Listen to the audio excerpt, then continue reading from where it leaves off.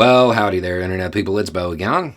So today we are going to talk about Trump's denials. We're going to talk about the things that the former president is saying are false when it comes to the testimony presented in the surprise committee hearing. I've done some interviews in my day, and something that has just always kind of tickled me is what people choose to deny. I've always found it very, very interesting and very telling at times.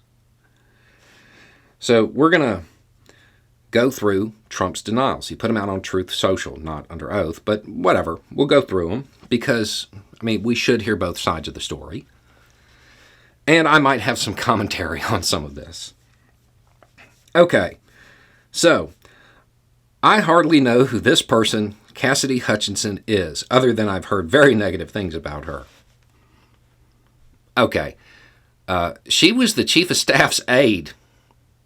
If Trump didn't know who she was, I want to know who was running the White House, because it surely wasn't him. Aside from that, let's think about what we know about the former president. Do you really believe that the former president didn't notice an attractive 20-something-year-old woman right down the hall from him? I am skeptical of this first denial. Let's see. Then he goes on to say he never complained about the crowd. It was massive. Given what we know about Trump's fixation when it comes to crowd size, I have my doubts, but okay, fine, he never complained about it. I didn't want or request that we make room for people with guns to watch my speech. I don't actually think that was the allegation specifically, but sure, whatever. Okay, good to know. Her fake story that I tried to grab the steering wheel of the White House limousine in order to steer it to the Capitol building is sick and fraudulent. If I'm not mistaken, she was repeating what was told to her. And sure, maybe not. Okay. He's saying that's not true. Fine. And then he denies throwing the food. Her story of me throwing food is also false. All right. Sure. Fine. Wait, that's it? Weird. I figured there might be a denial about the whole coup thing. Something related to that. That seems like that'd be important to get out.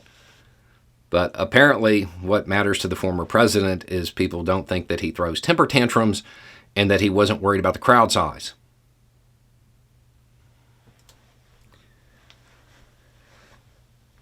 There's not a denial in this batch of wannabe tweets that says, I didn't want that to happen to the vice president, or that I didn't want them to do that. These are the allegations that were made today. These are the ones that matter. He doesn't say that he wasn't told beforehand that it could go bad. None of that was denied. Just the stuff that relates to his image. That's what he chose to deny, not the substance. Now, he also called it a kangaroo court. I would point out this isn't a courtroom. This isn't a courtroom.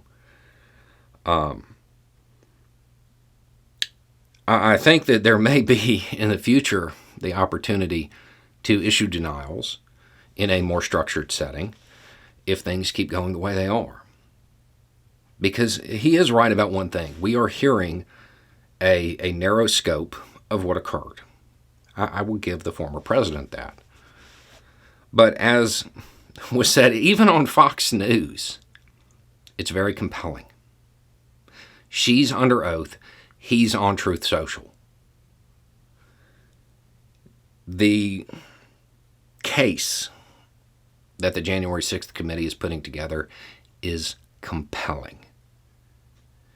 And thus far, they've had the receipts. I think that the American people probably care more about whether or not the president was okay with the vice president getting hit than they do about him throwing food in a temper tantrum. This is one of those moments where